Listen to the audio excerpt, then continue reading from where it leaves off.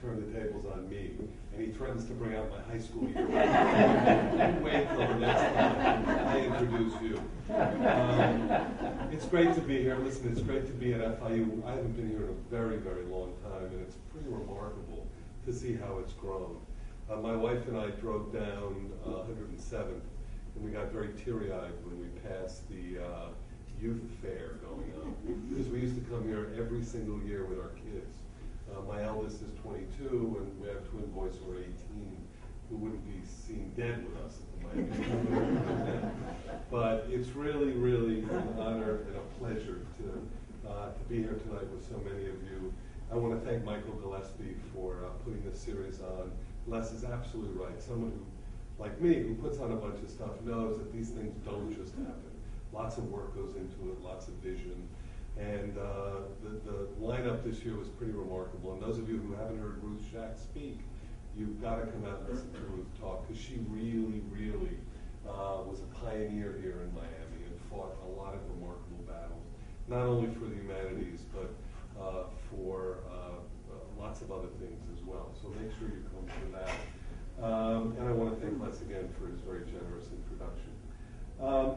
Tonight, I thought what I would do, and Les's introduction was very appropriate, because I think what I'm going to do tonight is I'm going to answer the question that's most often put to me when folks find out I own a bookstore. The very simple question people ask is, how is it that you became a bookseller?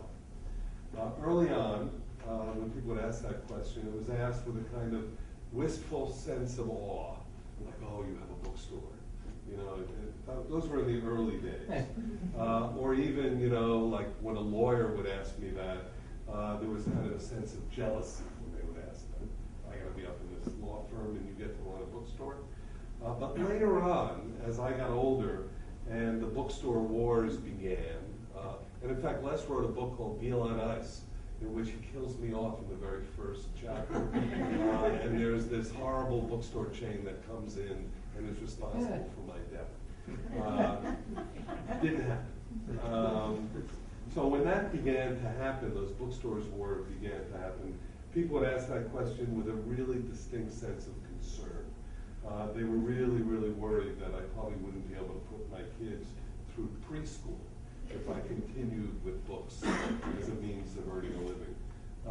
But most recently, though, with stores going out of business left and right, the basic question now comes with an often very unspoken addendum.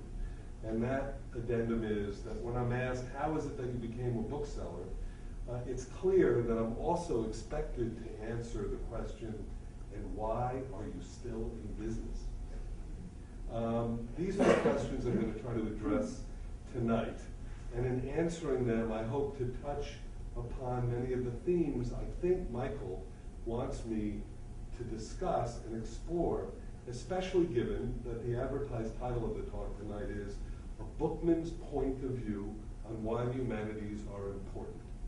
And just as a note of caution and a lesson learned, make sure you answer your emails in a timely way, or topics for talks will be given to you with or without your input. I'm really lucky, though, that Michael is such a smart guy, and he constructed a topic broad enough to allow me to speak on just about anything I want. So thank you, Michael, for doing that. And I promise to answer my emails the next time. How and why I became a bookseller. It's really it seems like a simple question, but the answer lies in a very complex set of circumstances. I've just turned 57 years old, just a couple weeks ago. And because of that, my sensibilities were formed at a time that was very, very different from the time we find ourselves in now. Some of you I notice are students and you're younger.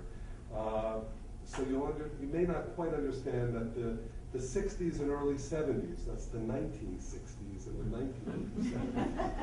1970s, were a time of no internet, no personal computers, no iTunes, iPods, iPads, or iPhones. In fact, there were no cellular phones of any kind, no CDs, no DVDs, and no FM radio, and only 3 television stations of any real note. I came of age in a world of vinyl records, typewriters, movie theaters, libraries, newspapers, and books. My heroes were storytellers, authors, songwriters, and filmmakers. The great good places I hung out in were record stores and bookstores when I was a kid. There was no greater calling for me when I was young than that of the writer. As a young kid, instead of, remember the safety patrol when you were in elementary school? Instead of the safety patrol, I was put in something called the library patrol. And there was no bullying involved. We'd meet in the elementary school library every Friday and help out the librarian, Mrs. Kravitz. We'd have book clubs, we'd straighten the shelves, and she'd tell us about world affairs. It's the place where I learned the love of books, and it was also the place where Mrs. Kravitz tearfully broke the news to us that President Kennedy had been shot. That's how long ago that was. Although never really a bookworm, I remember discovering the diversity of what was written in those books in that library, from a biography of Frank Gifford that I can remember as if I read it just yesterday, to Black Like Me, to Flowers for Algernon. At home, books were also important to all of us in my family. We had the entire illustrated set of the children's classics. And although I didn't read them all, I was very comforted by their presence, which was literally right above my head. I was comforted, also frightened that it was going to fall on me if I wasn't too careful. In fact, I think one of the reasons probably why I was put in the library patrol was that I wasn't a real reader. And my parents probably felt this would be a good opportunity to get me to become a good reader when I was in 4th and 5th grade. And it really worked. During my junior and senior high school years, the world was being turned upside down in those days. The civil rights movement, the anti-war movement, the free speech movement were all over the news. Underground newspapers, music, and art were exploding just about every place. And the SDS, the Yippies, and the Black Panthers were taking on mythologies of all of their own.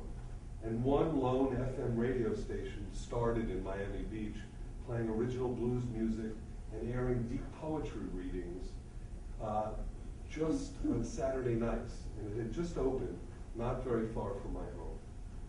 Politics for me then was a new kind of rock and roll. I couldn't get enough of what was new, different, or just plain subversive at the time. Probably not unlike very many other 15, 16-year-olds living at that time. Just as the platform for musicians was the LP, political thought at that time was played out in books and alternative newspapers. Believe it or not, I was probably the only Miami Beach subscriber to the Black Panther Party newspaper in 1969. And when my father asked me what I wanted for my 15th birthday, I told him that a buying trip to the Doubleday Bookshop on Lincoln Road would be just the thing. He allowed me, my father was a progressive thinker, he allowed me an unlimited budget that day, and I'm sure he must have been quite amused as I gravitated to the Delta Trade paperback rack and bought everything from H. Rap Brown's Die Digger Die, to Bobby Seale's Soul on Ice, to Abby Hoffman's Steal This Book, to Kurt Vonnegut's Cat's Cradle, real heavy stuff. Interestingly enough, that those were being prominently marketed on Lincoln Road in the heart of South Beach probably tells a story all in and of itself. That Doubleday Bookshop was also where I bought 2 books that had great effect on me when I was in high school. One was Jonathan Kozol's Death at an Early Age. I don't know how many of you professors might have read that. It was a remarkable book. It was a book that told the story of the Boston public school system and how it was failing. And to this day, Jonathan Kozol writes about issues dealing with kids and education. He's a great writer and one that I recommend to all of you. The other book that had great effect on me in those days, at that time, was a book called The Dharma Bums by Jack Kerouac. How many of you read any Jack Kerouac, On the Road, any of that stuff? Well, this is one of his books that's not as well known, but called The Dharma Bums. These were 2 books that would cast a spell over this next phase of my life after high school. I was a high school senior living on Miami Beach, and its tropical nature basically was all that I really knew. I hadn't ever really seen snow, nor had I spent much time in wilderness of any kind. The only wilderness was the glass-strewn beaches of First Street on Miami Beach that I really knew. The median age, now this is going to shock a lot of you who are young now, but the median age, that means there was many people above as below. The median age on South Beach when I was a kid in those days was 67 years old. 67 years old. And every bone in my body as a 17-year-old was telling me to head someplace else. It was just at that very moment that I read The Dharma Bums by Jack Kerouac. And in it, I found the perfect hero. I would become the poet Jackie Ryder. I'd live on a mountaintop, writing poetry, watching for fires. How I came to this realization while walking among the palm trees on Hibiscus Island, surrounded by Biscayne Bay, I'll never know. I don't really remember, but within months, literally months of that, I enrolled at the University of Colorado in Boulder and became one of the 4,000 English majors that were at the University of Colorado in 1972. No campus visits with my parents, no educational counselors, and to this day I don't even think my parents knew where I went to school. One day I'm in Miami Beach, the next day I'm on a Braniff Airlines plane for Denver. And the funny thing is, I really had no sense of mountains to the point where there was a movie out at the time where the whole theme of the movie was that there was this plane that had a bomb on it. And the plane, if it went below a mile, it would have exploded. So the whole movie, the plane is flying around, they finally realized Denver, the mile-high city. So it landed in Denver and didn't explode. And I had this idea that Denver was built on a bluff, and that you could go around and look down like at the Grand Canyon, and it was like a mile-high city, and I'd be up there perched a mile high. I really was pretty naive in those days, but that's where I was. And times were very different. But I was really lucky, because Boulder in 1972 was the perfect place for me. Purely by chance, I wandered into a town that was just discovering its literary center. There was something at the time that just started there called the Naropa Institute. It was a kind of it was based on an Eastern religious kind of thing, but it attracted lots of the beat writers. And a lot of those beat writers came to teach in Boulder in 1972. Writers like Gregory Corso, Ann Waldman, Allen Ginsberg, William Burroughs, Tom Clark, all of those people who are, some of them are read today, some of them are not, but they were, sort of iconic back in those days. And as a 17-year-old, it was really interesting to be in the town with all of them and start learning about them. Readings were all over town, and the English department then was a very, very vibrant place with young professors who were just beginning to break out of the old curriculum. And course after course, they taught wonderful contemporary works by people who, frankly, I'd never heard of before. People like Thomas Pynchon. How many of you have ever heard of Gravity's Rainbow? I know some of the older,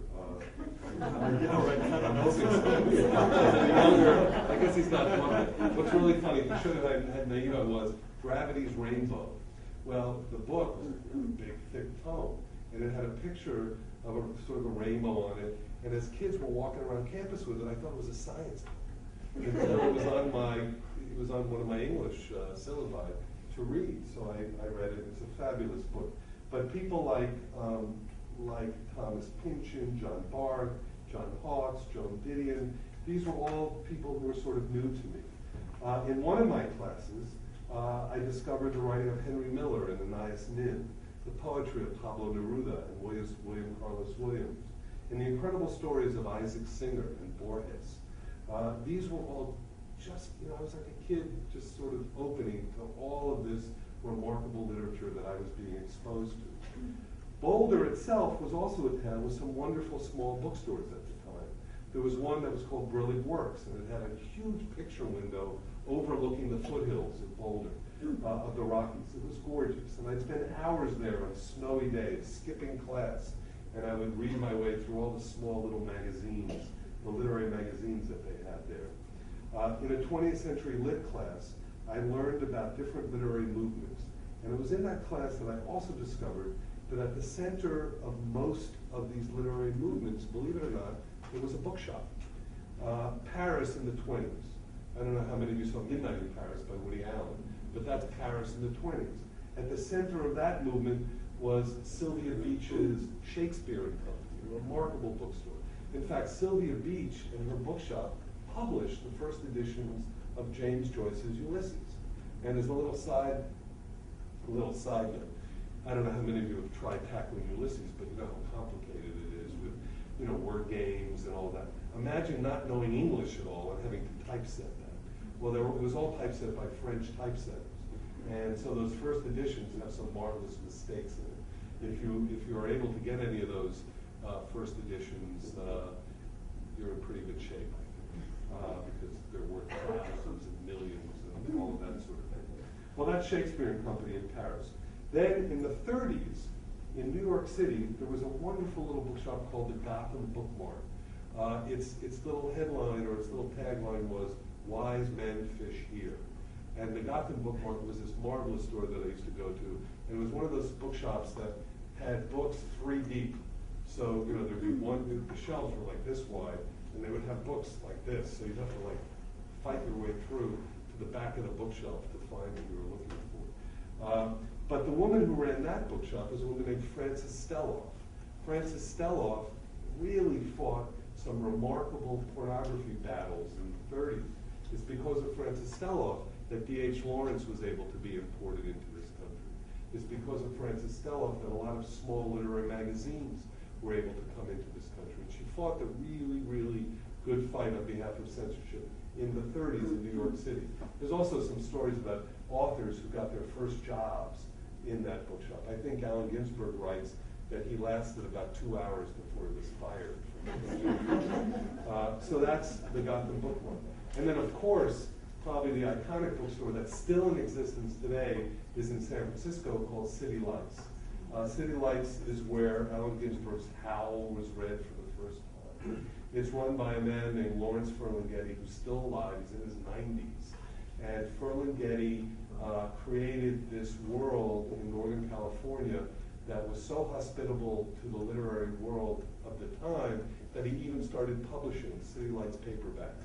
And he started publishing these little pocket editions of poetry, some short story, that still exists today. City Lights Publications is still one of the great publishers around, and it's because of Ferlinghetti that that happened. I think deep down, probably, even during this time in college, I harbored dreams of maybe being a writer. But very early on, I knew that I didn't have the patience nor the talent, which was really clear, to be one. But I somehow still wanted